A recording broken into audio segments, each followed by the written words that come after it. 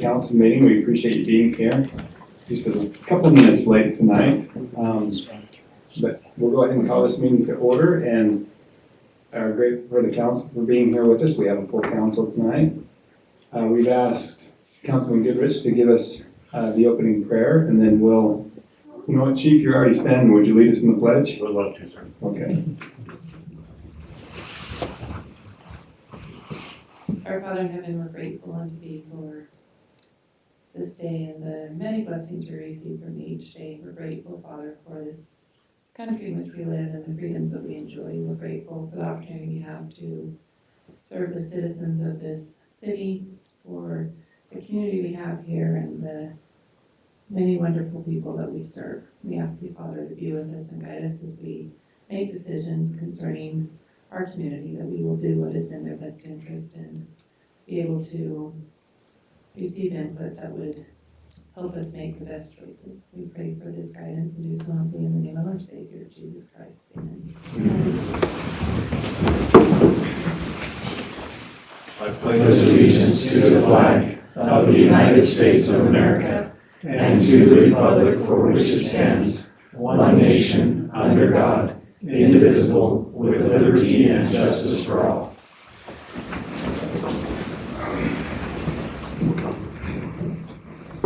All right, we have two packets of minutes to approve tonight. Has everyone been able to see those? Are there any amendments or corrections to those? Mayor, I didn't see any. I'd move we approved both sets of minutes unless someone saw something. I didn't notice anything. Okay, we have a motion to approve. Any other comment? Okay, a second by Councilman Goodrich. All in favor? Aye. Any opposed? Okay, that's unanimous.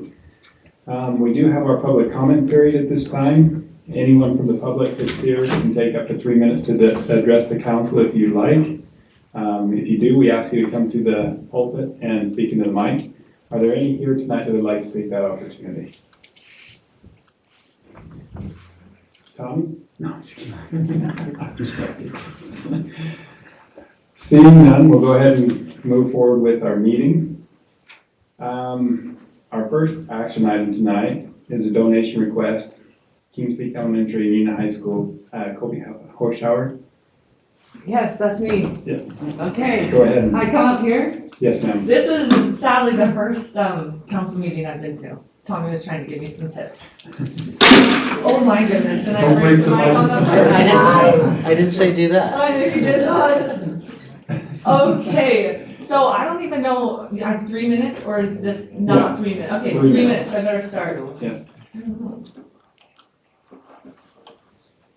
Is it on? Okay, pause the time. Okay, please, yes, thank you. I need all 3 minutes. Hopefully not. So I'm Colby Horschauer. I am the PTO, so the Parent Teacher Organization President over at Kings Peak Elementary. And I am here because I was going to attend the last one, and that was prior to our one and only, we do a jog-a-thon for a fundraiser for our school. And it's the only one that we do to kind of give a little relief to the local businesses and parents. But I am here to ask for a donation from the city. Would you guys like all to say yay here now? Is there an amount you're looking for? So $1 million, Cody. I mean, any donation would be appreciated. If I was being selfish, I would say $1,000 because our larger donors weren't as forthcoming with their pocketbooks, if you will, this year. But if I said realistically, I'd say $1 a student, and we have about 474 that we just got some more in, so that's about what we are looking for. And all of it goes back into our kindness weeks, our teacher appreciation, parent-teacher conferences. We do a birthday table every month for the kids that might not be celebrated at home. We also do Red Ribbon Week and Dr. Seuss Week. And so all of it goes right back to that. We're actually even looking for the funds to put towards Type C, which is you have to buy it to not have ads that are inappropriate pop up on the side for our typing aides that teach that class. So, and it's about $500 a year. Mayor, it also says in here Union High Yeah, School girls big cougar wrestling. wrestling. Yes, so I was going to do that for Steph Jenkins, who is also the secretary there, because a lot of people don't like to ask for money, and I have no problem, because the most you guys can do is say no, and it doesn't affect my health or anything. But she actually made her wrestlers go out and do all of that over fall break, so that's no longer a need for her, for Union High School. So I'm just here on behalf of Kings Peak Elementary. So the only thing, like, I know what it's like to Yeah. be in that position, and it's a very difficult one for me. And this is just my personal feelings, but for a public entity to use taxpayers' funds for that is a difficult thing for me. Mm-hmm. But I would be happy to donate personally with my business. Oh And so, gosh, that's so nice of you. Yeah, The reason it came to this is because the other 3 elementary schools within just Roosevelt itself, the other 2 rather, they're Title I's. So we don't get as much funding just because of our demographic, but those children from those areas still come to our school. It's not like it's yeah, not needed, yeah. sure. And that's my opinion, and Yeah. it's something that we can't vote on tonight anyway, because Yeah. it's not an agenda item. But, okay, Actually, it is. Oh, I talked to the city You don't manager have last 3 week. minutes, and you have plenty of Oh, time. okay. Oh my gosh. So that's I'm still funny. looking I for friended some of one. you on Facebook already. Yeah. Audrey, I did. It is, Just so a minute ago. yeah, it is an agenda item, we can Yes. vote on it. So those are my thoughts, is just, the biggest concern I have with it is, being a business owner, I know how Mm-hmm. many times we get solicited for donations Yeah. and things like that. And so what I would be careful of is that the city, people would come often from various different schools and various different organizations. And once we start to donate to one, then it's almost like we have to donate to Yeah. all or none as a public entity, because it's hard for us to differentiate and pick and choose. Yeah. And so that would be my caution. Last year, you guys did donate, and I know this because of a little birdie. Also, my daughter was on the varsity basketball team. Mhm. You guys did donate it to a tournament that they held, the first tournament that we were actually the hosts I for. remember that, and in my defense. And you probably did it reluctantly now that I bring it up. No, in my defense, I wasn't at the meeting. Ah, But I darn don't- it! But I don't get a vote, so.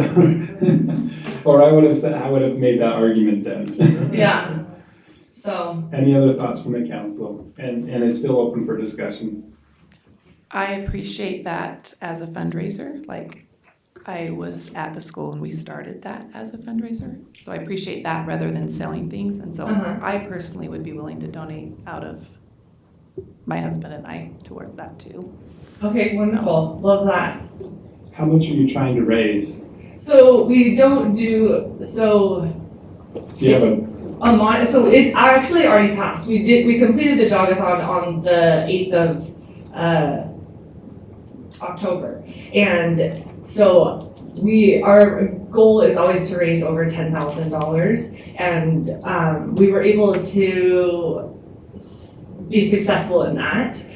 But this was just like, a last ditch effort for another donation prior to the jogathon on the 8th. I was gonna come to the 7th on that city council meeting. Gotcha. Well, first I was just gonna have the city manager, and then he said I had to have it, come talk to all of you. Yeah. And that was really fun. Well, you got 2 donations out of it Yes. so far tonight. Oh, I appreciate it. 3, 3. Cougar Hill. 4. Oh, awesome, thank you. Any other thoughts? I hesitate only, I supported, my wife worked at Kings Peak years ago and then went to the junior high, but I'm on the school board. And if I do one, I would have to do every school, and I don't want to play favorites, so I would feel better not doing, nothing against it, I would support it. However, if you hit my wife up and she wanted to donate, I'm sure. So why is it where, okay. I just personally, being on the school board, once Yeah, I do no, I one, I would have understand. to do every school in the district, and that would be challenging. Yes, for sure. So you're gonna probably do better just with I making will the stand in the council back, feel guilty. yes, with my And Birkenstock. it sounds like we have, let's get some. Oh, thank you so much. Yes, well, then I'll go this route rather than put you guys in a situation where you have to turn other people like me away. And, I thank you for your time. I really appreciate your Yes, time. of course. And thanks for No, all thank do. you. All right, the next item is Cougar Line Services proposal.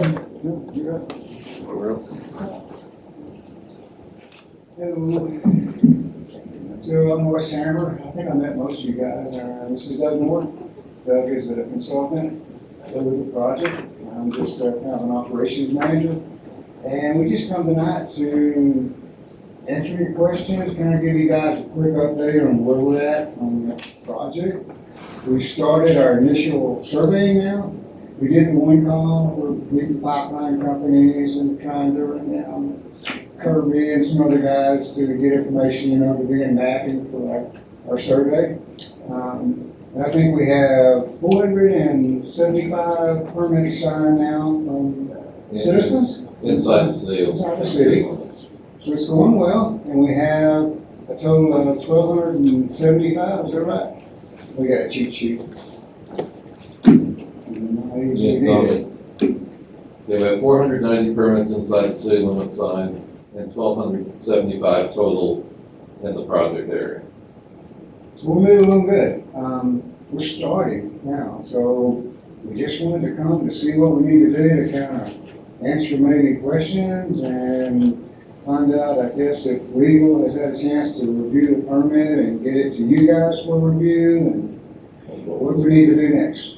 So some of the questions not, you're asking to do the seismic on the roads, right, the roadways, or is? So we had two permits that we've submitted. One is for the city fee land, which is like 17 acres.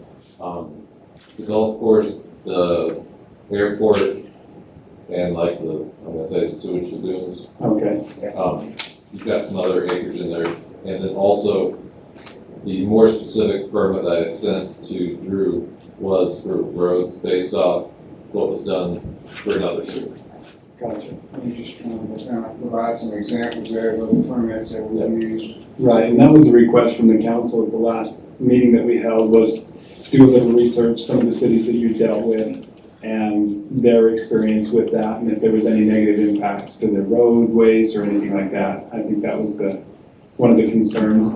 The other one, personally for me, is the airport, where it's federally funded, a lot of that. That would probably be one that would be off limits. The sewer lagoons and things like that, I don't think would be a big deal. But what did you find, Drew, on some of that?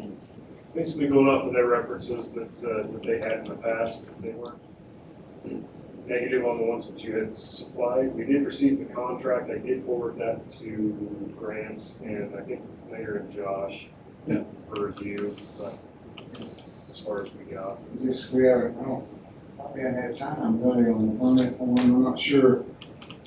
I think the city attorney was he reviewing that, Drew? I've reviewed it, have a few concerns that I wanted to talk with other department heads about, mostly about roads, but also want to talk with Justin and Aaron a little bit before I made any recommendations to the council. Right. Any comments, questions, concerns? So you're asking for a permit for Roosevelt City, but you've also said you've gotten individual permits for private property. You don't need, are you able to do that seismic study without the permit from Roosevelt City? You need both your energy source and your receiver. Private property, like somebody's quarter-acre lot, you're not gonna park 3. Your weather plan is to shake on the streets and then put the sensors in the private property. That way you can image underneath. That way when the operators drill laterals, they have a good image.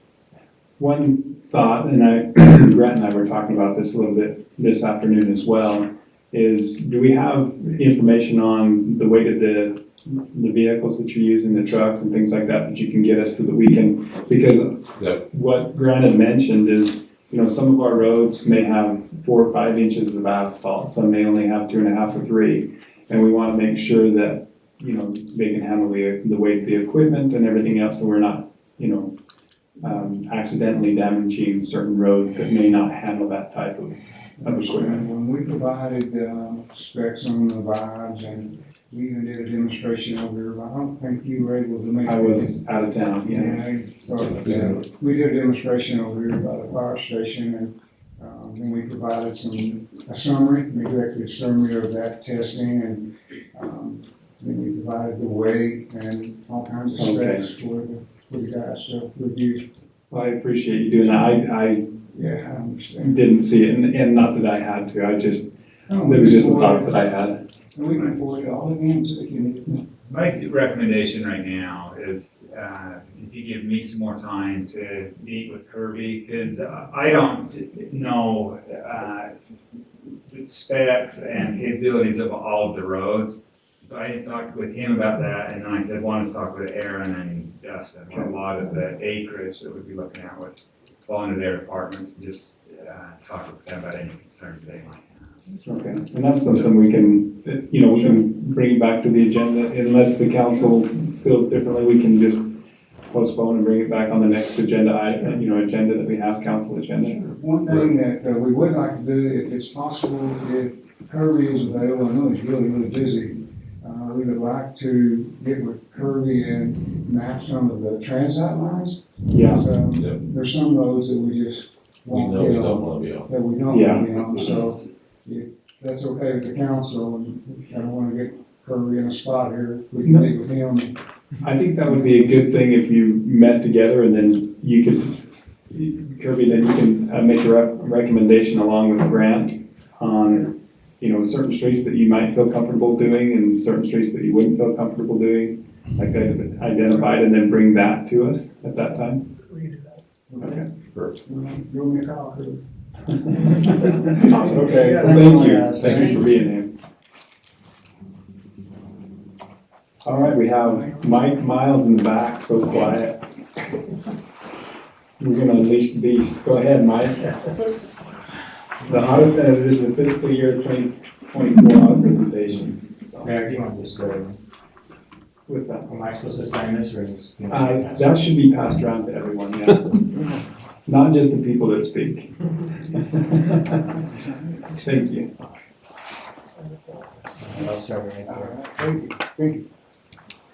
All right, here to present the financial statements for the year ending June 30, 2024. So. Do we have an audit reopen? I'm kidding, go ahead. So we tried to get access to start the audit, in the fall, November, December last year. And we were put off, and we were able to start in February, 2 months after the deadline. And then it proceeded to be probably 3 times longer than what we've ever experienced in the city. And so we did complete the audit with Zeke's help. We got it done August 8th, and then because of scheduling, here I am. So just keep in mind that some of this information is ancient history already for financial purposes. So let's start on page 17. I'm just going to go over about 8 pages, and then we'll go over the findings and compliance issues, and I'll be done. Page 17. The city's departments are broken out into funds, and there's governmental funds and then there's business type funds. The governmental funds, there's the general fund, the capital projects, and then there's a debt service fund. The general fund is Parks and Rec, the police department, the fire department, all those governmental functions. And then there's business type funds that we'll get to, and that's water, sewer, and sanitation. So the first is the general fund. Just in summary, at June 30 of the prior year, there was about $3.9 million in cash on hand at the end of the year. And then some accounts receivable, which are largely property taxes and some other governmental receivables of about $2 million at the end of the year. And some of those receivables aren't accessible because they're not received within 60 days of June 30, so we have to offset them and say that they're unavailable. And so those, along with other accounts payable, are about $1.4 million in liabilities. So they're in that bottom section for the general fund. The equity in the general fund was about 4.8 million, and about 4 million of that was cash and receivables that were available to the city. The capital projects fund, it went on a tear in the prior fiscal year. It spent about $5 million, and it spent more than what it had in its cash allocation. So it ended the year with about a $500,000 negative deficit, and that's one of our claims. So to remedy that, the general fund should have transferred more money to the capital projects fund to resolve that. And then the non-major debt service fund, that's monies that flow through there to help make loan payments. There's about $190,000 there. On page 18 are the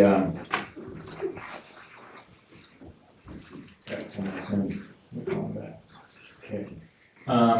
Page 18 is the revenue and expenses. I'll just highlight total revenues for the general fund were about 11.2 million. Total expenditures were about 8.6 million for a 2.5 million surplus. So it was operating well within its governmental revenues, which is excellent. It transferred out there towards the bottom, about 1.5 million to the capital projects fund. Just unfortunately, it wasn't enough to cover the deficit that was a result of the capital outlay. So at the end of the year, it had net equity of about 4.8 million. The capital projects fund had revenues of about 718,000. It had expenditures, which were 5.4 million were capital outlay. Its total expenditures were just over 7.6 million. Part of those expenditures were, as you know, the various projects you have going on, the parks and whatnot. And then there was about just over $1 million in vehicle leases that were obtained during that fiscal year. And then they're offset with what we call capital lease net proceeds. So if you go to the third row from the bottom, the net change in the capital projects fund was $4.3 million, a deficit, more was expended than brought in. And that's normal, so don't be alarmed at that. Sometimes you accumulate savings and then you spend it on big projects. The the debt service fund, it's kind of designed to break even. It had a net change of about $404. So, any questions to this point? Okay. Page 19 are the assets and liabilities of business type activities. So now we'll be talking about the water, sewer, and garbage, or sanitation. Just to highlight there, in the water fund, there was about $8.5 million of unrestricted cash and about $500,000 of restricted cash. When I talk about restricted cash in these three business types, those are monies that are restricted for debt covenants. Those, the loans require you have some money that's earmarked for debt reserve.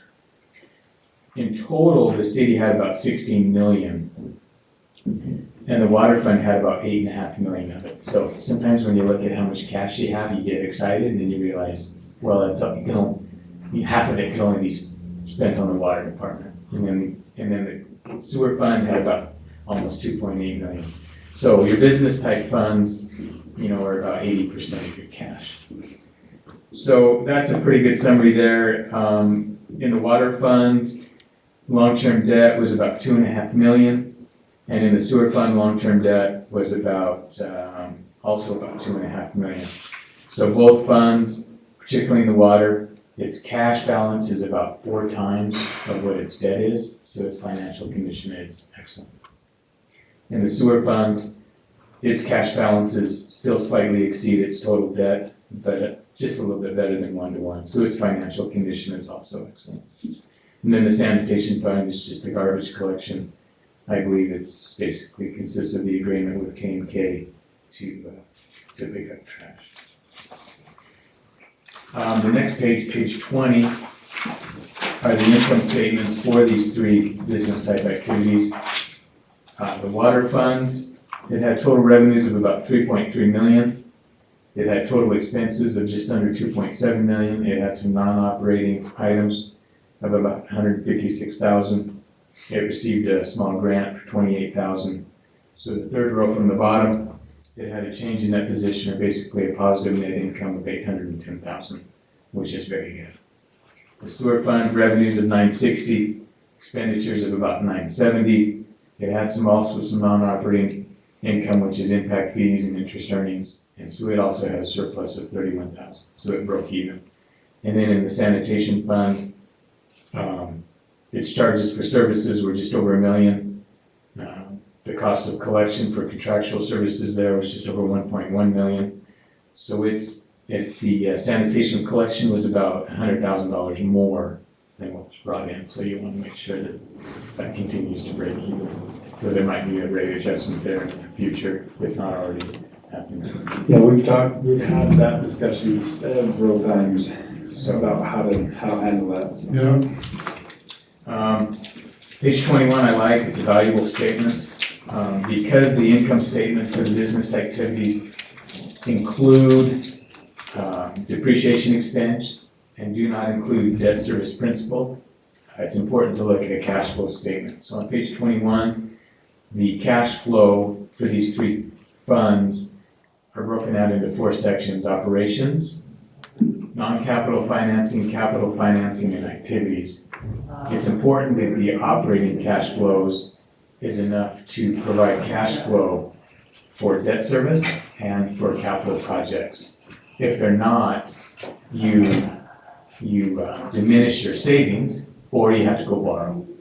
And so you want a good positive cash flow one to accumulate some savings and to pay for future projects. Net cash flows in the water fund was a surplus of just over 1.4 million. It had some change in customer deposits of 21,000 going out the door. It had cash flows from capital financing, which includes capital projects and payment of debt, and then also any capital grants and borrowings. That was nearly break even at 13,000, and then interest earnings were about 11. So all in all, the capital activity in the water fund for the 2024 year end was pretty minimal. And so, because it didn't have large capital projects, it did have a surplus of cash of 1.4 million and change. So pretty good. So its cash went from 7.5 million to 9 million. The sewer fund, it had operating cash flows of 357,000. It had capital financing activity of a negative 256,000, which the majority of which was your $246,000 loan payment. And then it had some interest earnings. So all in all, its increase in cash was 134,000, bringing its cash balance to 3.3 million. And then the sanitation fund, it only has cash flows in the one section, the operating, and you can see there its cash decreased 148,000. It only had $11,000 to begin with, and so it took that cash balance in the hole. And so it's essentially borrowing from the city collective. And so we mentioned the capital projects fund also being in deficit in the sanitation. For state law, that is a compliance finding. You can't have a fund in a deficit. And so resolve that, Zeke, for the New Year's audit, take a look and transfer money as needed and do journal entries.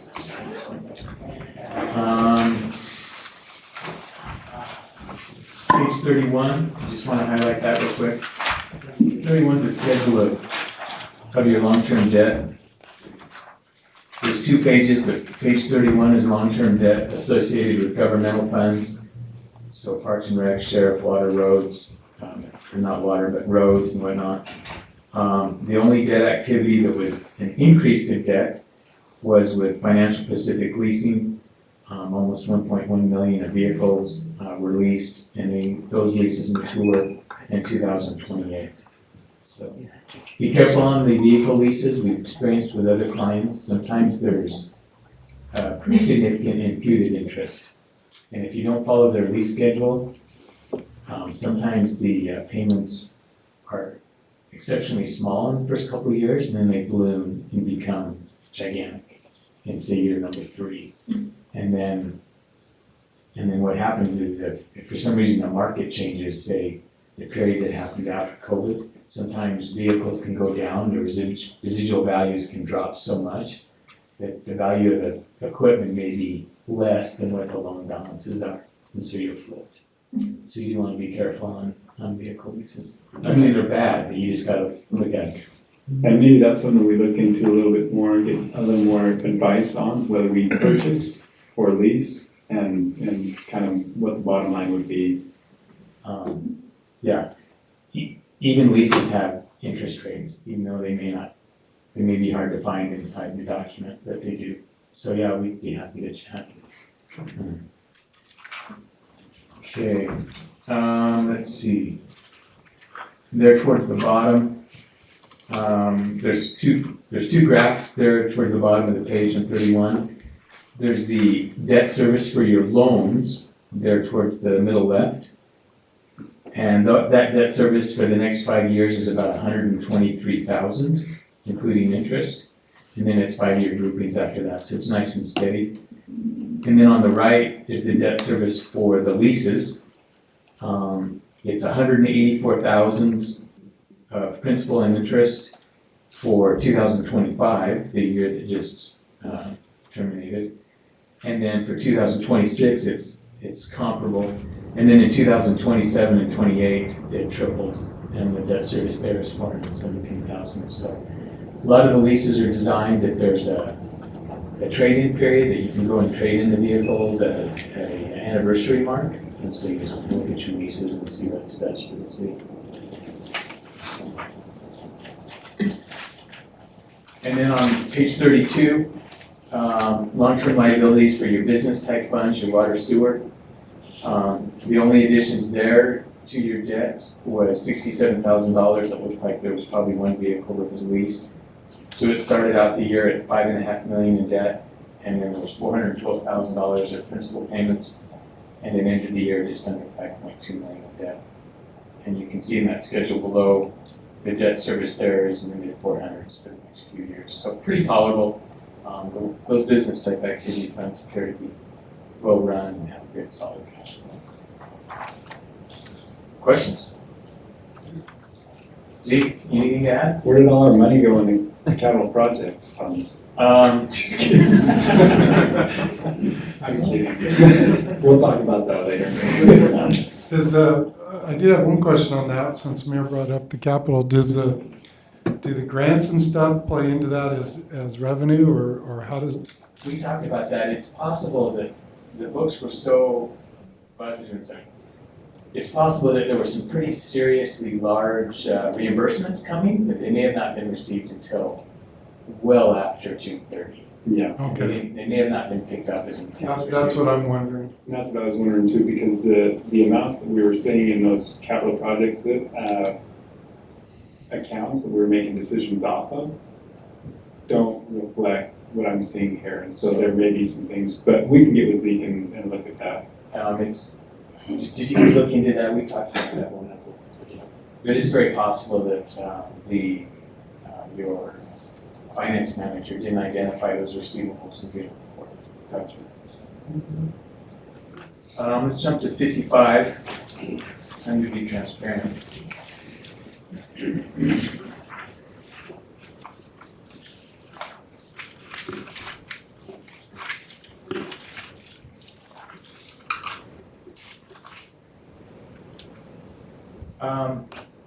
So there was 2 internal control findings that were both what we consider material or very significant. The condition of the financial statements nearly in every category that we look at was misstated. It required, we had over 30 journal entries, and they were all quite significant. And so I'll just read that to you. During the audit of the city's financial statements, we identified multiple material audit adjustments necessary to correct misstatements to the general ledger. These are required to properly report capital asset activity, to correct the cash balances, long-term debt, revenues, payables, and year-end accruals. So it was disappointing. So, Was some of that been due to the change over to Tyler? the conversion to Tyler, to answer your question, was yes. That made it more difficult. The conversion to Tyler was July of 2023, and this was year-end June 30, 2024. So There should have been time for them to at least, okay. That's what I was curious, because I know it took them a long time with Tyler. It wasn't a... The audit felt like we were doing that transition for you. There were so many entries that didn't pass from the one year to the next correctly, that was a large part of our correction process. That's where all of our capital project money went, I bet. paying for the audit. Well, Just kidding. I was uncomfortable sending those bills. In all honesty, and you're right, and we talked about it as well, and we knew that there were some issues that we needed to correct, and luckily we have Zeke here, and I hope the relationship is improved and that the, I guess the work output would be much different. Yeah. Our work experience with Zeke was very good. It was tedious because there was so much. Yeah. And he was probably sick of us. So, Mike, based on your statement though, earlier, so would you be starting next month with Zeke? He's gonna go on vacation, he said. When he's back. Didn't you say you're going on vacation? No, there's no election. So Oh, once the elections. election's over, we'll. Once the elections are over, then he's willing to start the process with you again? Yeah. He is still, well, I don't wanna speak here about, he told us that he's still catching up from some of the residue of this. He's done 7 months of bank reconciliations in a 2-3 month period, so he's got a lot of work ahead of him. And he has committed to when he's getting, to when they're done through June 30, that we can start. Okay. Thank you, Zeke. Thanks. Sorry. Mid-November, we plan on starting the next audit. Okay. But you've already been doing a lot of the groundwork now, moving things and stuff, right, that were kind of, Yeah, we're really close to getting it. so maybe go a little smoother this next time, hopefully? Yeah. So in light of what we just talked about, certain activities need to start that was happening years ago. There needs to be more timely reconciliations, there needs to be more timely review of the financial statements, there needs to be. And we were Just resume, we were asking for those too, and they weren't happening, and this is tough, but yeah, I think Zeke, the monthly reconciliations were the big one for me.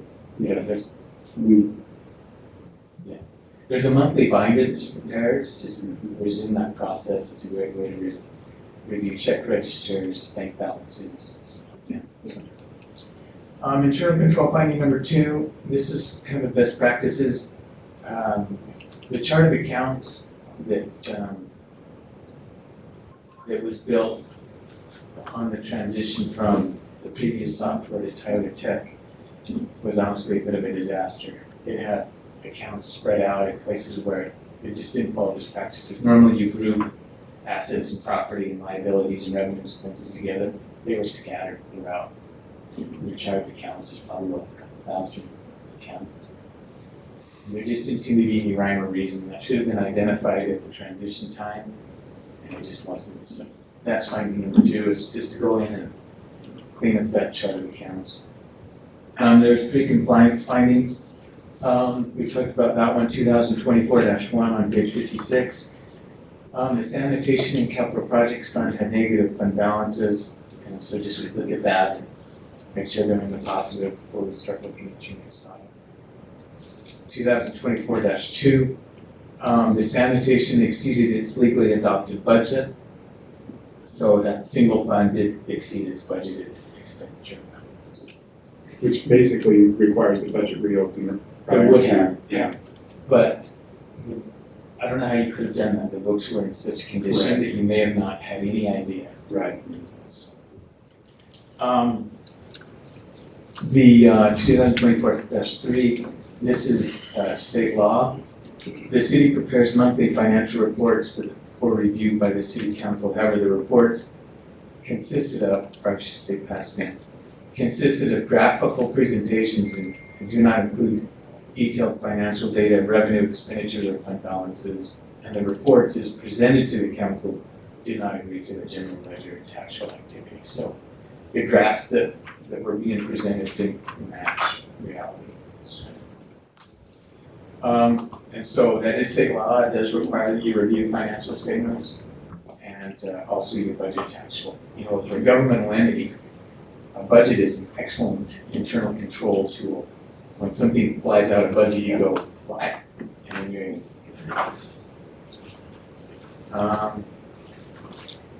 that's it. Any questions for me? I'm curious, so there's these 5 findings. Seems like some of them are kind of related to each other. Is that true, or are all these independent of each other? Well, we could have had dozens of findings, but the internal finding number 1, we just combined them and said the whole thing was a mess and. Okay. It should. No, that's good. It's good to know, yeah, I mean, to see what's going on And so you might get, I don't know, have you gotten a letter from the state, a corrective action letter? We did, we were behind, so we're talking about. Yeah, sometimes the state will look at the findings and they'll say, these are bad enough that we want a corrective action letter. And the council will have to write one and respond to the state officers. If it's a repeat finding next year, you probably will for sure get a corrective action. We haven't got one on that. That's good. And we won't next year either, because we're not gonna repeat that. Okay. But we do appreciate all that you do. You've been with the city for quite a long time, and our biggest thing, there's a lot of things that happen, but we're grateful for the controls that we have in place to at least identify those issues and correct those, and then make sure that we're doing it right in the future, so we appreciate that. Mayor, do we need a motion to approve? To improve or approve? Both improve and approve, since it's an action item. Yeah, I think we need a motion to approve The findings, that's what I thought. Yeah, and also to acknowledge them and that you're gonna Work on it. I would make that motion that we approve or accept the presentation from ACOC Miles and Associates on the audit, and that we also work towards improving those things, and hopefully the staff can help Zeke with that and get that done. Okay, we have a motion. Do we have a second? I'll second. Second by Councilman White. All in favor? Aye. Any opposed? You can get the letter. Thank you, Zeke. Thank you, Council. Yeah, thanks. We appreciate you. All right. Now that we have no money in the capital projects list, what do you have for us? I would Good like to timing. point out that this has been pre-approved. Mayor, council, this project I'm bringing to you tonight has been long in the making. We are looking for approval on a bid in this packet to build new storage sheds for golf carts. Is that the color? That was one of my questions too. Color can be determined, Not red. yeah.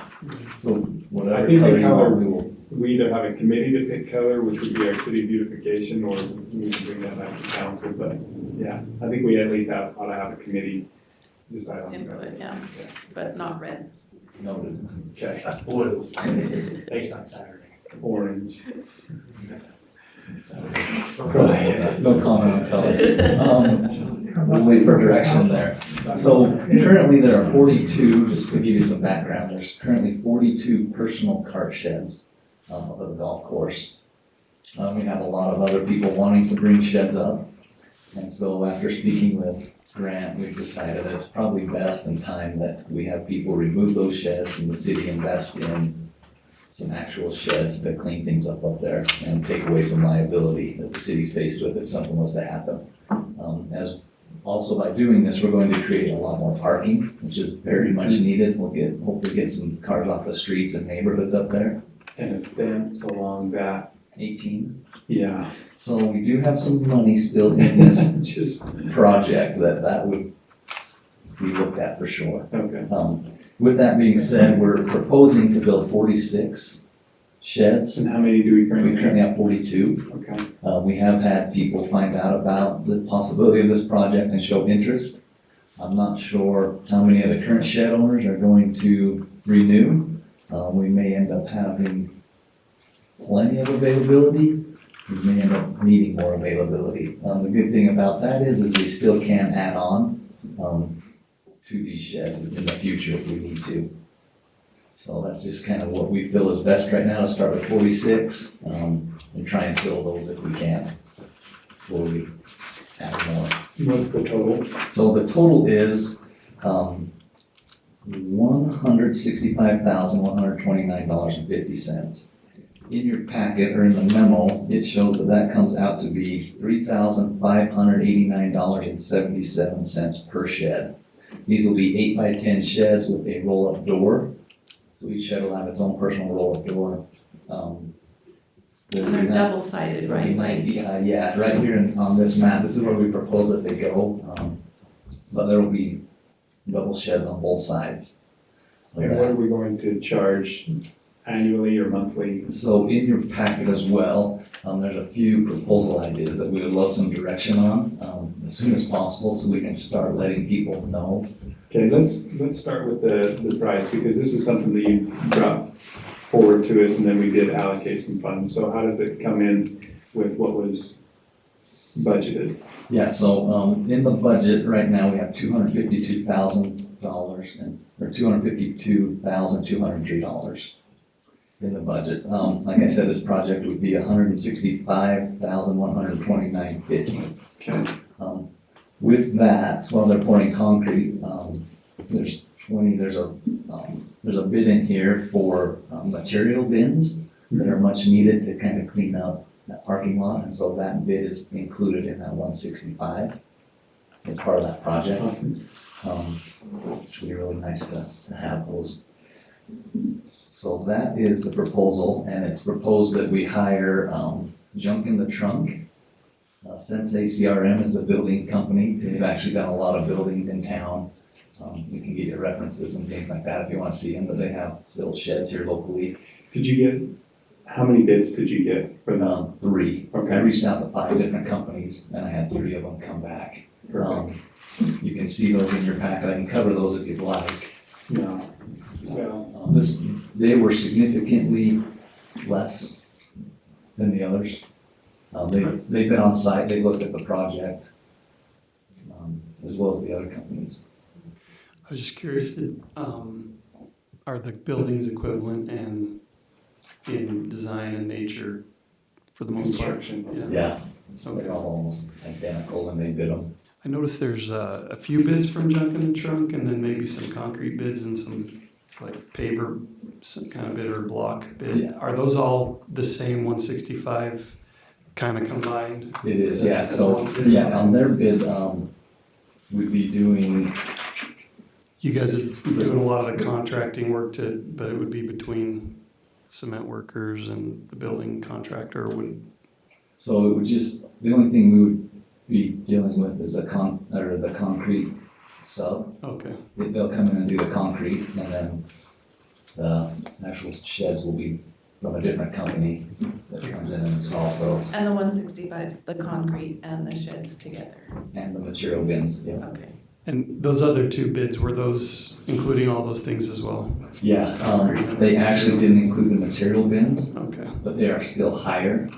It was hard to get concrete people to come and give us bids. Cool, yeah. It was quite the process to get some of these subs out. In those other bids, they did bid the concrete, but they actually didn't have anyone show up. I think they just kind of went off of general concrete numbers that they've used in the past for slabs. Yeah.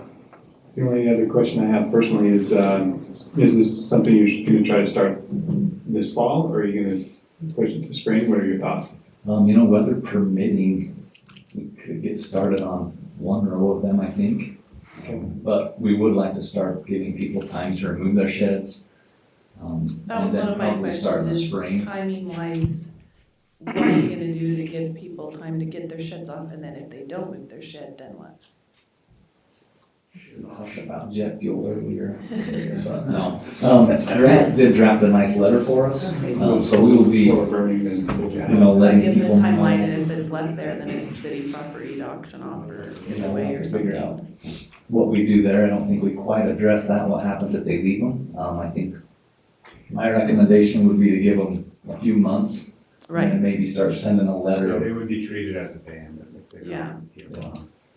So we give people notice enough that we can do that and then start being able, and then my other question is long-term, going back to that map where they were, do you have like a plan out for putting parking where those sheds are, and you kind of map that out, and then where your building is and interfering with what you'll have there.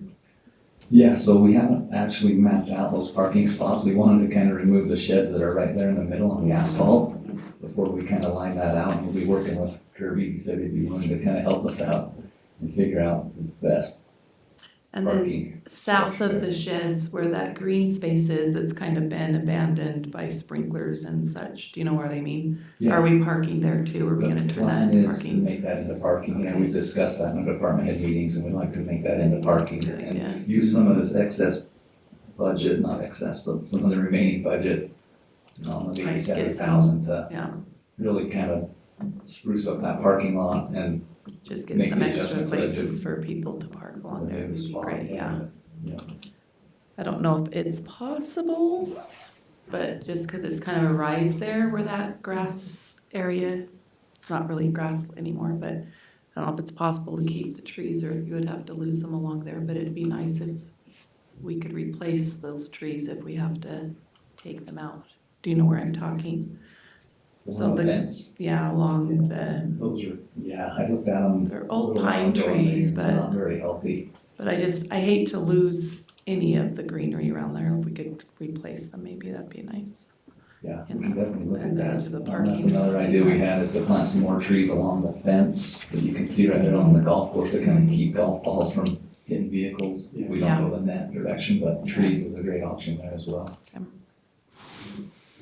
Well, with that, sounds like we got quite a bit of information on that. Do we have a motion to approve that? This is the other thing that I thought was important to note that was in the proposal is, and he has different options in there, it's a payback of the amount we were putting in within a 3, 4, or 5 year timeline, and so I appreciated that. I think anything we can do to have the golf course bringing more money in is good.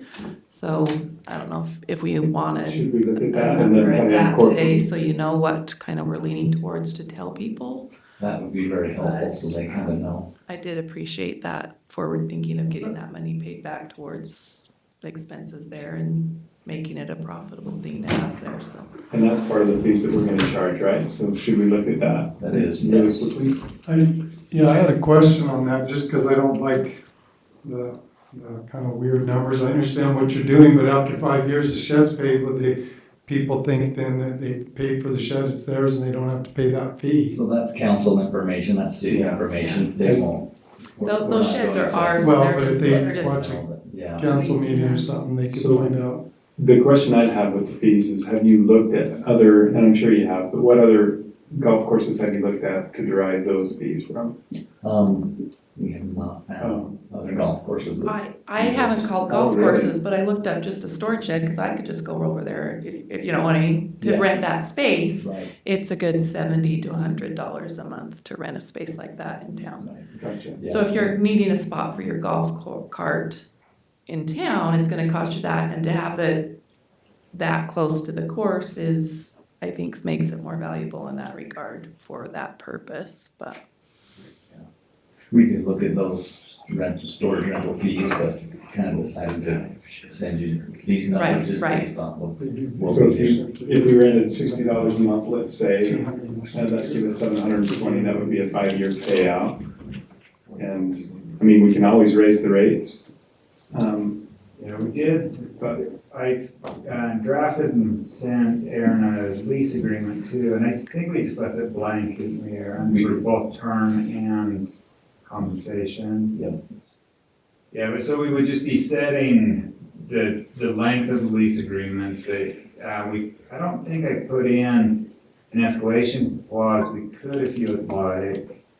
I was just thinking we would probably keep them for like 3 years or less and just build it into the price, but if you would like to include an escalation clause and offer longer term agreements, we could do it that way too.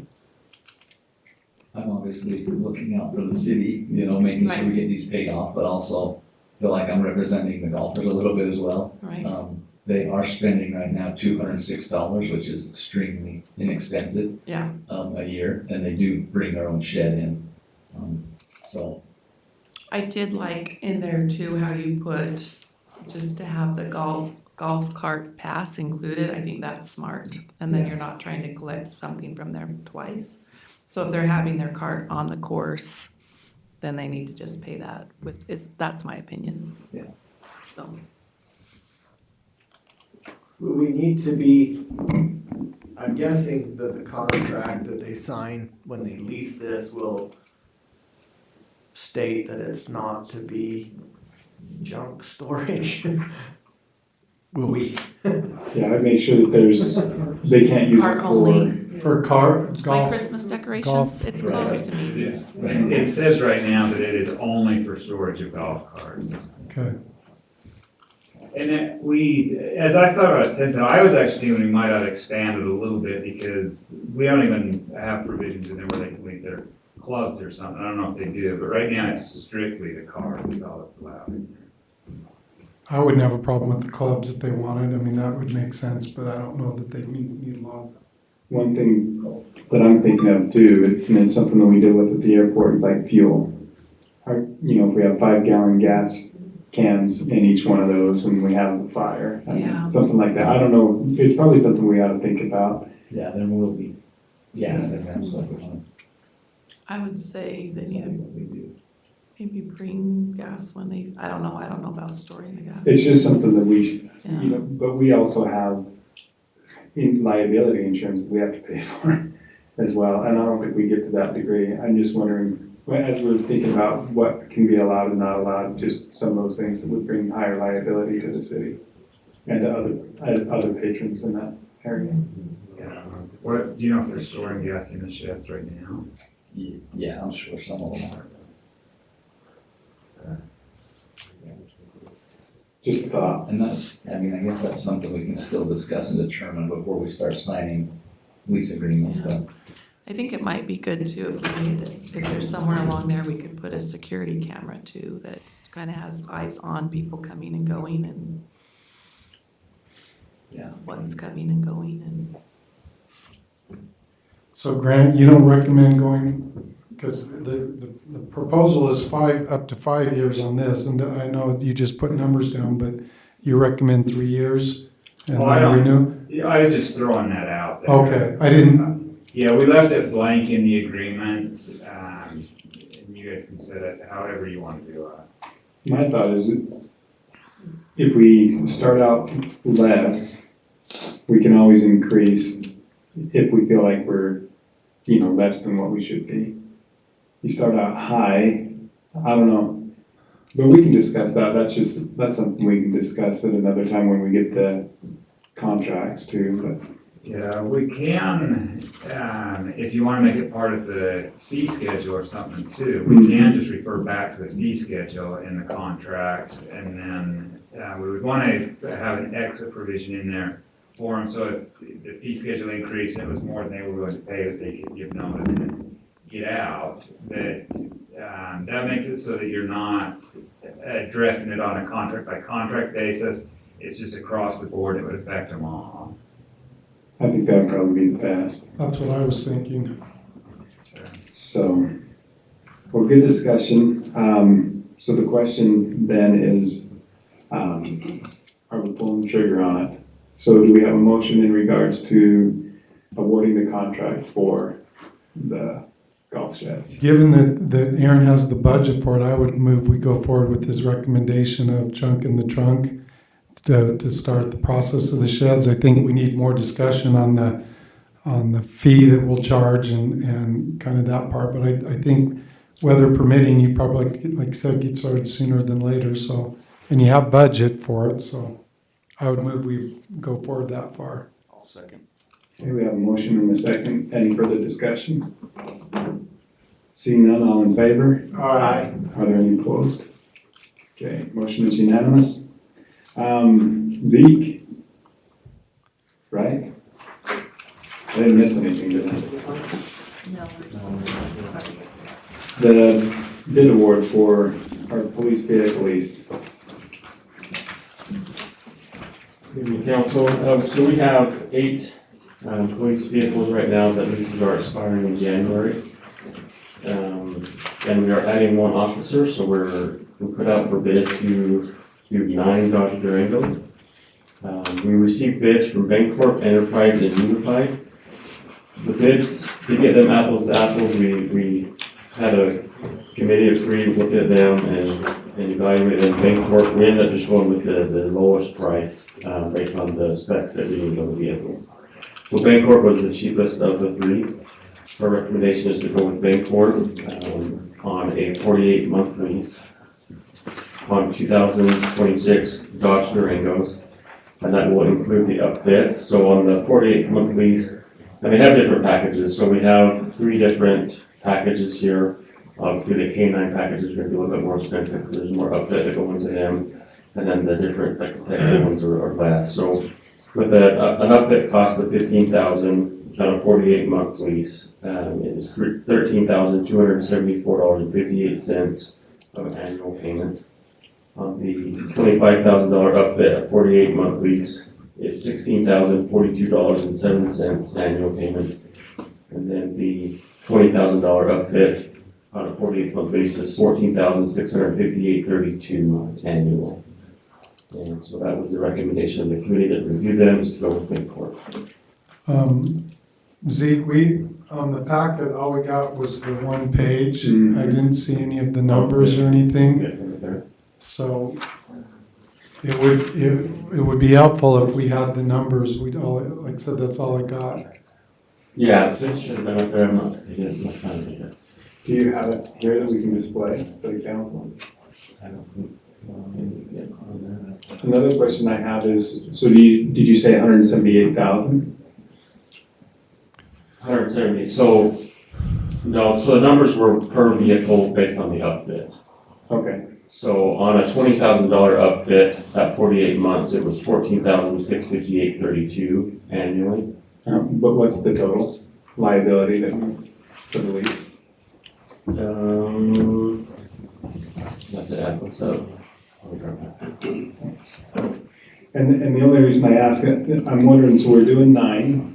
Are we retiring 9, trading 9 in? Is that 8, and then one the extra would be for the new officer, I was given the budget. okay? So with the, where are we at with UV Tech? Yeah. And I haven't heard it. I personally haven't heard it. okay. So one of the things, I would just be a little cautious because if we lose the contract with UV Tech, I wonder if we need an additional officer, and you know better, but that's some conversation that I know we've had with the administrative team. But. So we have 9 new, we're turning 8 in, and then you've got a total. So $43,974.39 would be the annual payment of those 9. For 4 years, would be roughly 170,000. Yeah. Okay.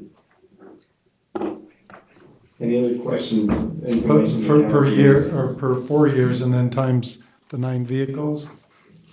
Yes. So it'd be $1,005,000. For 9 vehicles? Well, you said 42,000 a year, is that for all 9? That's for all 9. Oh, okay, so I misunderstood. So then it was, and then for 4 years, so that would be 170,000-ish, right? 180, 175, somewhere in there. For the 4-year term. 172 is what you got? 175. Okay. When do you need to let Bancorp know? As soon as possible. The ones we have currently are expiring in January. Okay. So we're trying to get the order in so we can get them here in time to make that transition. The current ones that we have are with Bancorp, so if it does take longer, we do have some wiggle room there to transition since we are going with the same, we would be going with the same vendor. Gotcha. My gut feeling, I mean, the council, as long as the council feels comfortable moving forward, I'm okay with that. I do like to see and have the information up and available to the public too, but just so we can see it. But I'll defer to the council as far as any other questions, any other information that you need on that. And what was our budget for that lease program? So it would be the same that we have budgeted. I don't have this year's budget here with me, but I can get those for you. Okay. Yeah, I'd like to, Yeah, I think it would be good if we knew what was budgeted, because if it's more than, we'd have to open the budget, right, to adjust anyway. So, and not seeing the numbers, I mean, I agree with the mayor, it'd be nice to be able to show, you know, in council And we meeting. could certainly table this till the next meeting and get some of those numbers posted and out. That wouldn't be an issue. we have time for that? Mm-hmm. Okay. Also, just from the audit, what were your feelings about what Mike Miles said about being cautious about leasing vehicles? Was that something that we had thought of? Yeah, we looked at going both ways. And currently, right now, we're looking at leasing the police vehicles and then purchasing the administrative vehicles because of the different uses. And as far as the payments doubling or tripling, that's usually when they hit that double or tripling is when we treat them back. And that's how we design those to happen, is that we get that lower payment until they start to balloon, and the year they balloon, we trade them in before that. So that's usually that turnover period that we have. In the trade-in, we get value back, right? Yeah, depending on the market. Right. So it just depends. I'm actually very supportive of the lease program for the police, and so I don't have a problem that way per se. I'm more concerned that we didn't have numbers to show, and that we didn't have the kind of the totals or know the budget to make sure that we're within our budget. So that would be my only concern. I don't know if anyone else had any other concerns, but that was mine too. Question about timing. If we table, when will we have a meeting next? Because there was some chatter about election night not having a council meeting. Yeah, we have an item, our last item tonight is whether or not we have a council meeting on election night or not. And I know for you and several staff, that's a very busy night. And so, counting ballots and everything else and trying to get the results in a timely manner. So that's something we need to discuss with the council. So that could push it to the second meeting in November. Is that gonna be time, or do we need to get going on it? I mean, we definitely push it. We could extend our current leases with Bancorp a couple months if we need to. If we did that, are we gonna pay that higher premium than? Yeah, probably. I would say then, Mayor, even though I'm not totally, again, just minor things, I think we better move forward so we can save the money. One thing that I would suggest, and I think I know where you're going with this, is I would suggest if you make a motion to approve, just make it contingent on legal counsel and Right. Administrative review. Yeah, just so that's within the budget and have grant that way we can move forward, but at least some eyes get on it just to double check. So that was actually exactly what I was gonna say, is that we go ahead and move to go forward so we don't delay, because I don't want to cost the city more money if we can get this done sooner. So let's go ahead and we go forward with, a legal and administrative review. And maybe if I could just also suggest that those numbers are presented at the next council meeting. Yeah, and that's fine. When we get the final numbers. I'll accept that as a friendly amendment or addition to my motion. All right, we have a motion. Do we have a second? I'll second it. Second by Councilman Baird. All in favor? Aye. Are there any opposed? Okay. Motion is unanimous. Thanks, Zeke. Roosevelt City Page Fence Tank bypass. Jeff? Is that on me? Yes. I saw Kirby standing up too. You can stand up, Kirby. Kirby, no. I skipped one. Yeah, that's why I stood up. Kirby's on the sewer farm. Yeah, would you please? Go ahead. So, While you're up, go ahead. Jeff, I'm just here. So, we helped Kirby, and the Public Works Department put together a bid package for some additional fencing at the sewer farm, which we've talked to some of you about. The concern, I think, from the Public Works is that as traffic increases in the gun range area, that people may unfortunately, people they can't think, right? I think the public works is trying to avoid people traveling areas they shouldn't. Not that I guess it's a huge deal, but rather than allowing people to drive wherever they want on the, in some of this kind of dead area, but also protecting the area that gets leased, for farming, et cetera. And it is a huge deal for not to be able to access those lagoons, raw domestic sewage. I mean, it's huge that they do not. This will keep them out of there in the fields, which is very vital, and away from critical stuff that the city owns as impediments and stuff, so for you. The only thing I wonder about, because that extends out to the east quite a ways from the ponds. Yes. And I think we already have a chain link fence on that side.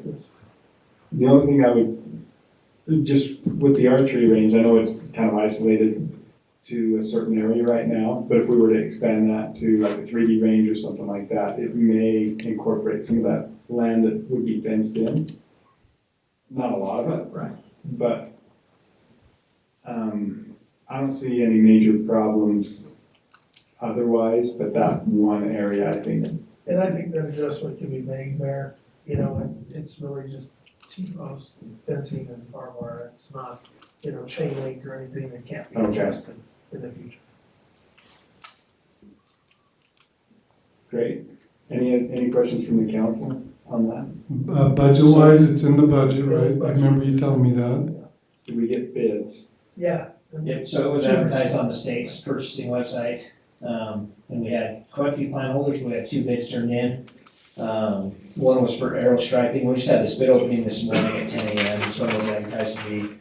So we had aero striping, which was the low bid of $62,900, and then we had Ahava Builders, was the other bid, and they were $104,500, with an engineer's estimate of $65,000, and I think you even had more than that budgeted. I did, that's 75. What is the total length of the fence? It's about a mile, right at a mile with miscellaneous gates. $9. Again, on this, I didn't see bids, I just have the map and, Yeah, so we just opened them this morning. okay, so that we didn't have a We chance. definitely could send them to you. I mean, they've been reviewed. We did call, references on the low bid as well, and everything checked out, but. Yeah, that's always my concern, is the low bid doesn't always mean it's the best bid, right? Yep. But you're pretty comfortable, Kirby? Yeah, references were checked, and they came back real favorable, so. Okay. Okay, any other questions? Well, I guess I'd move we approve with the recommendation from the Public Works to go with who's the bid? Aero striping. Aero striping, thank you. Yep, $62,900. $62,900. Okay, we have a motion, do we have a second? I'll second it. Second by Councilman Goodrich, all in favor? Aye. Any opposed? Okay, motion is unanimous. And now the next one, G, H, Yeah. the page bench tank bypass. So, the Page Bench project is going, if anybody's driven up there, they've probably seen, they've basically completed the 12-inch line coming down the Page Bench Road. We also bid out to replace the 18-inch pipe coming across the fields. But one other aspect that, part of the original bid was to install a piping around the tank so that in an emergency scenario, if the tank had some major problems or anything, that water could still be served into the largest part of the city, obviously. At the time we bid it, we didn't anticipate we'd have enough funding to also install a pressure reducing valve. So without getting too nerdy, it would operate the way we bid it, but if that bypass were used, the pressure downstream would increase by 15 to 20 psi. And so with this PRV, it would be, that bypass would become a potential longer term solution if the tank would need to be down for an extended period of time, like if it needed to be replaced or whatever, and it would maintain the existing pressures that the system has now. So we asked the current contractor, Terry Brothers Construction, for their excavating for the quote on it, and it should be attached there. I think I put 230,000 just to give it This will probably have to happen next spring, and so there probably would be just a little bit of extra mobilization money in that. But that's kind of the bid they sent us, the quote, and then if you go back up to the other sheet, the orange one, that's kind of the total project budget based on funding from drinking water.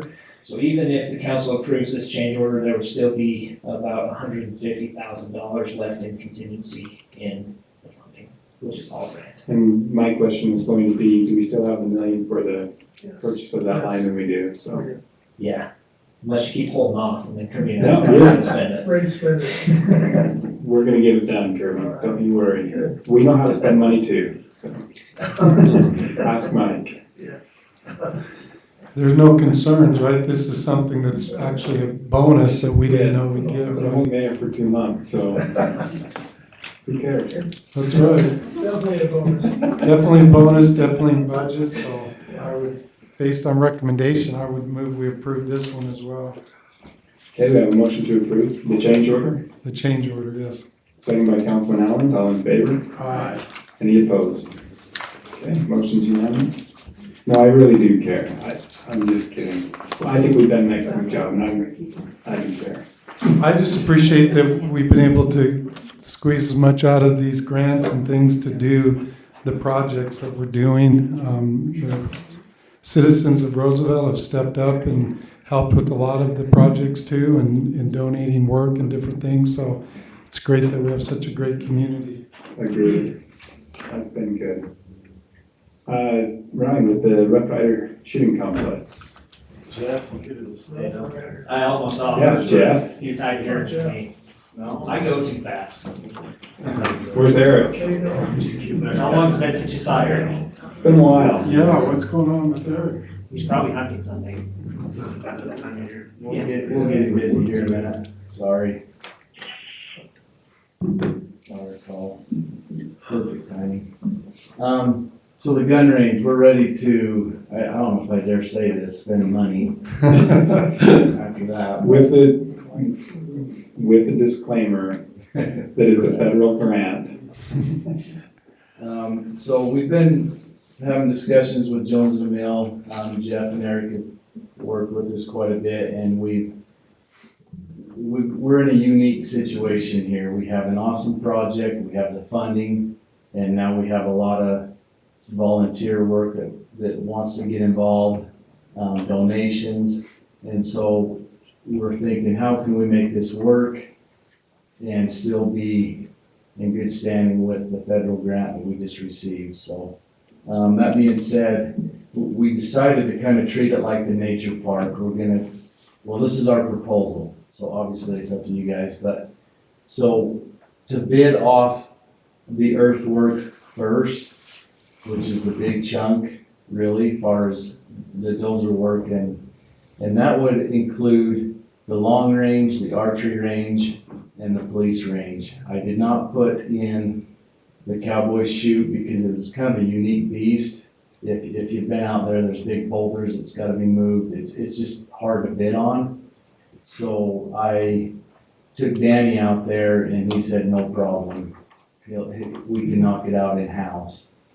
With that. In fact, he actually got excited about it, so that's to get him off the trail so he can do something else, I think. So that'll save us money there. So we're wanting to bid out the earthwork, and we're thinking that might be roughly the $150,000 for that. And then everything else, we didn't itemize them out yet because this is where I guess we need feedback from you, where we got donations and people willing to put in their labor. So, Mayor, you look like you wanted to say something. Well, I just had a question on dirt work. I remember when we first had the cost estimate, I thought the dirt work was much higher than that. So we've reduced, the first bid that we put out also included the road. Okay. Work, that was a lot of cost. Okay. We've also tried to reduce, because like we've talked, we feel like on the 1,000-yard range, there may not be a need to build the berm all 1,000 yards deep. Okay. As long as we block off so people can't shoot out, into where we don't want them to hit. So we refined numbers, but I think a lot of the original cost was based on moving a lot of that dirt to 2000 South and Ballard. Gotcha. I would just make sure that we had plenty in that budget and then some. Just to make, does that make sense? Yeah. Because if we do end up going all the way down that 1,000-yard range or something like that, I just want to make sure that just seems a little lean. Not saying we couldn't, it looks a little lean. Yeah, and we've also already finished the 200 too, so Yeah. that's not part of it, so. Right. Well, the 200 cost about that much, that's why I'm saying that. If you were that total cost with the buildings and everything for the two. It was about This would just be for 250. sure. Yeah, it was about 250, but those buildings were, what's that? Yeah, I think the buildings are a lot. I think, Just working with Kevin, I know that we were over 100,000 in just the dirt work that they donated. yeah, For just the 200, and so I just want to make sure that we have enough. That would be my own concern. yeah. And so with the buildings, the restrooms, the cameras, targets and everything, we feel that we could save the money as well and let it stretch by the city purchasing the supplies and then getting bids on having the labor done and putting it together. So that way, Or even getting volunteer work too on Yeah. some of the labor. Yeah, and Jones and Mill work with Roosevelt City on overseeing the project, making sure everything is to spec and everything that we need to do as far as the grant goes too, with the bacon wages and all that stuff, so. And so the project our fund, we're looking at 1.2 million is what we have that we need to definitely be under, so. I just want to make sure, we still have do we have 300,000 left in the budget? I know we're close there. It's actually more than that. It was 474 something. Okay. 450 was available right now. You can round up, Mayor, if you want. Heck, it's fine. Do we have the 900,000 or how do we access that? That'll be refunded through receipts with. It'll be reimbursement, so we'll have to spend the money. And So we want to spend that first Mm-hmm. and get the money back quickly and then save ours for the last part, right? Yeah, and where this is such a, like, what is that, 75%, I think? So every dollar we spend, we get 3 more. We definitely want to use every bit of that money because it's such a positive funding package, so. I would just say I like the idea and I like the proposal and I would be supportive of it. And then we'll just see where those bids come back and we might have to massage that a little bit, but I like the idea of how to proceed. Yeah. I think we feel comfortable knowing that whatever, obviously we'll get the bids, we'll bring them back to you. As long as we know what our threshold is, at 1.2 or 1.3, something, whatever it be. And we'll keep the project under that.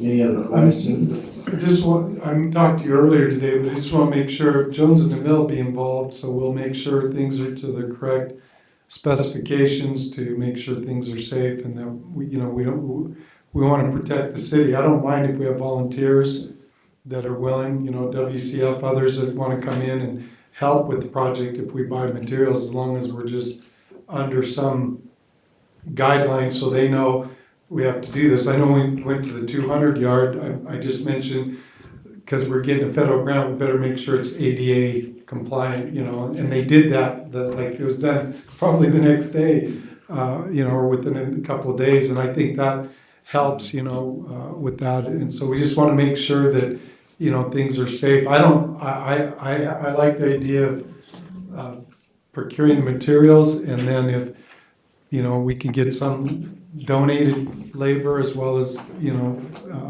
pay for some labor to get it done, make sure it's done. I think any way we can make sure to stretch that, like Mayor said, we want to spend it all, but let's make sure we try to stretch that as best we can, because we want, if we're gonna do it, let's do it right and make it state of the art as best we can. I think with, and correct me if I'm wrong, but with that federal grant, it doesn't matter who performs the work on that project, it has to meet federal spec. I Right, mean, Davis Bacon wages, but there's certain criteria that we have to meet with the berm material, rocks in the berm, all of that. If you look at NRA guidelines, and so I'm sure that right, that'll be part of it. yeah, that would be my only concern on buying the materials and then having volunteers, just so someone's there to make sure, to just double check work and make sure things are done. Because, you know, sometimes there's definitely ways of working around things and making things work, you know? Isn't that what duct tape is for? We don't want that kind of situation, obviously. In our abilities. No, I'm confident. So I think, No, I'm talking about volunteers, you know. And that's kind of how we did with the nature park. We've had Sunrise kind of just lead us the way, and whenever we get a hiccup or anything that needs to have studies done, we have them done. yeah, and I think we've approved, I'm confident we've approved the 1.2 million. And I think we just need to, I mean, we can reapprove that, and then just the method of, you know, we get the bids for the dirt work, and then anything over, you know, that would fit within the procurement policy, anything over 10 grand or whatever comes back before the council for, you know, just, you know, other bids that might come in and work that might be done, so. Mayor? Yes, sir. Since you're at the gun range, you and I briefly discussed, so, you know, don't forget about that. Yeah, I remember that. Okay, so. Hal offered to make, in my opinion, a significant donation, a personal donation to that, and so, and that's something that we'll have to discuss, so. But we appreciate that, You're welcome. so. Okay. So did you need something from us, Ryan, or just, we agree, go forward? Yeah, if you can, obviously, we'd like a motion to proceed forward on starting to receive bids and keep it under the 1.2 and yeah. Perfect. No, that sounds great. Okay, also moved. Okay, I'll second it. motion and second. All in favor? Aye. Any opposed? Excellent, thank you, Ryan. Thank you. Department update. We don't have one. Okay. We don't have, well, the financials, have any questions on those? I move we approve. Okay, we have a motion to approve. Second. Second by Councilman White, all in favor? Aye. Any opposed? Okay, motion passes. City manager report. I just have a couple things to do. So just as a reminder, the trick or treat on Main Street is happening again this year. Correct me if I'm wrong on this, Aaron. 3 o'clock to 5, not 5:01, right, Alan? 3 p.m. to 5 p.m., streets open. What That's day an is inside it? joke. On Halloween? Yeah, he wanted us all off by 5:01 because cars are coming, so. Yeah. Anyway, 3 to 5. Yeah. I would say start wrapping up at 1:45.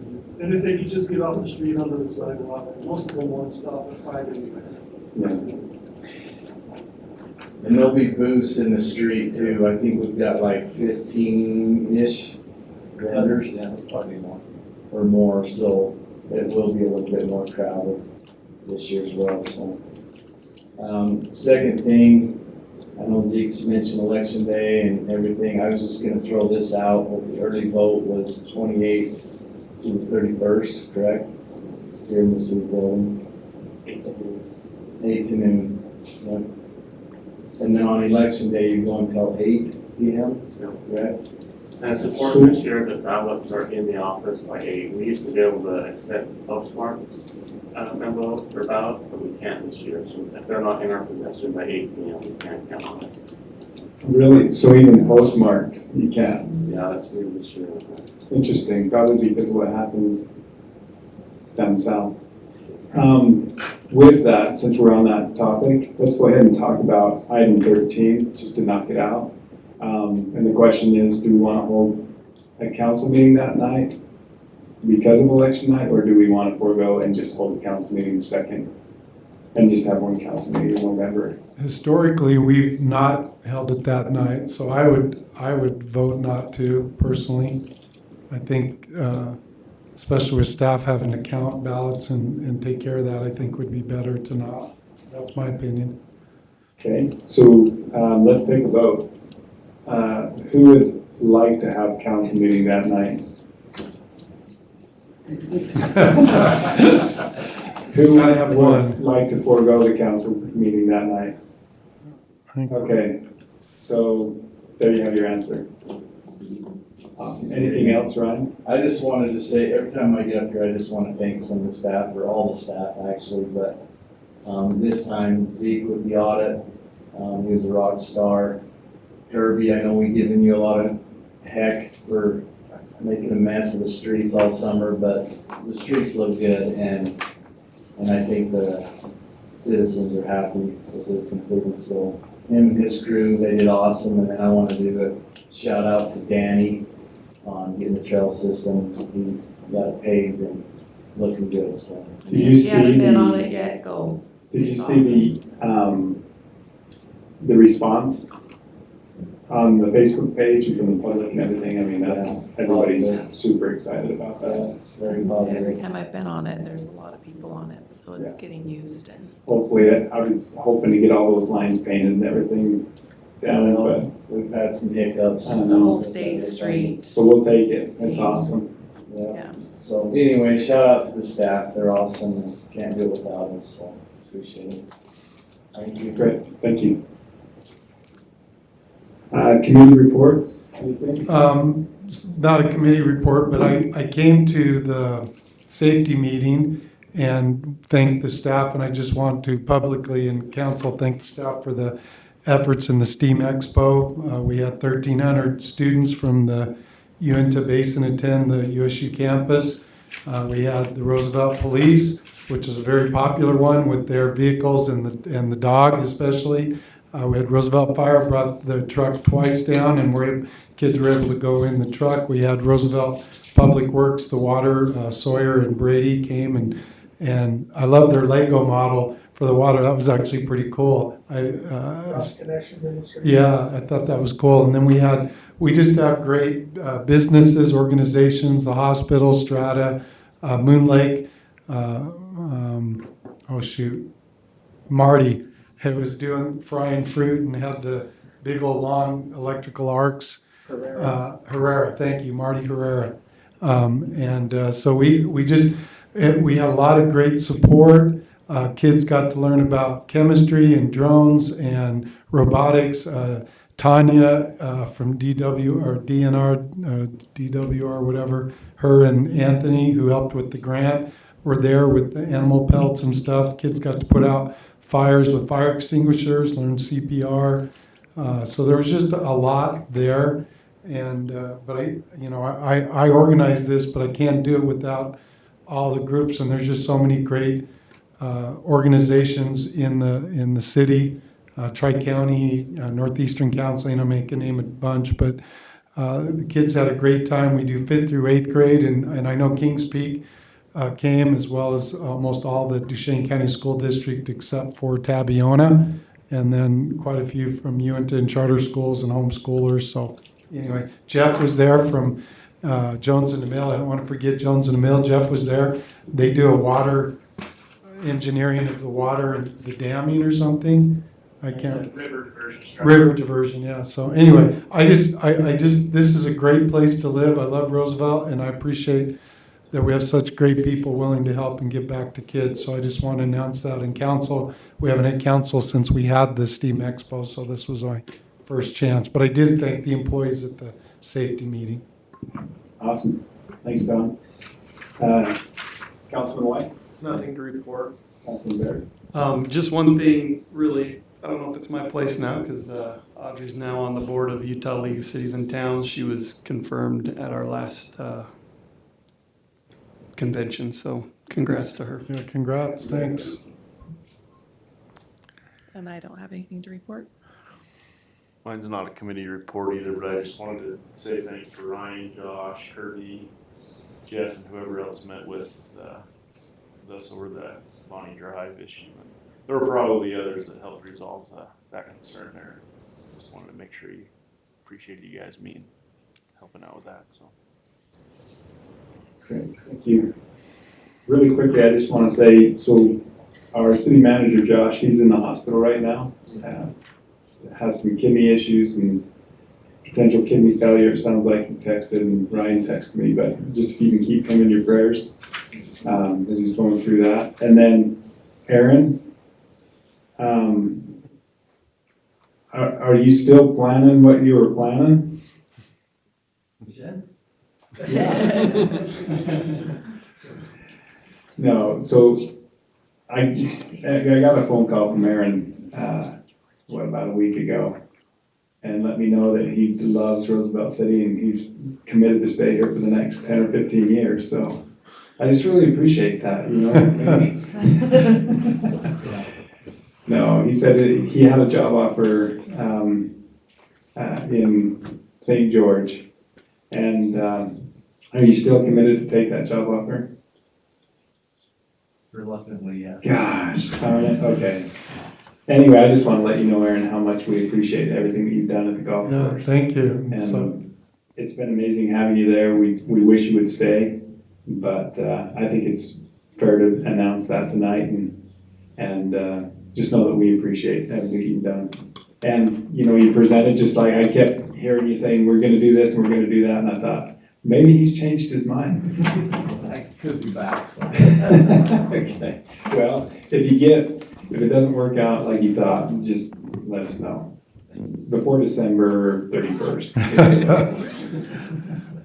If it does, send us somebody that will meet up too. Have him coming down there and go golf. So it's gonna happen. Discounts. What's that? Discounts. There you go. Hey, does that lifetime mayor pass work like it does here? Let's see why not. Sweet.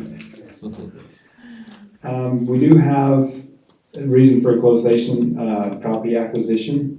Drew, I think you need to talk to the council about some property.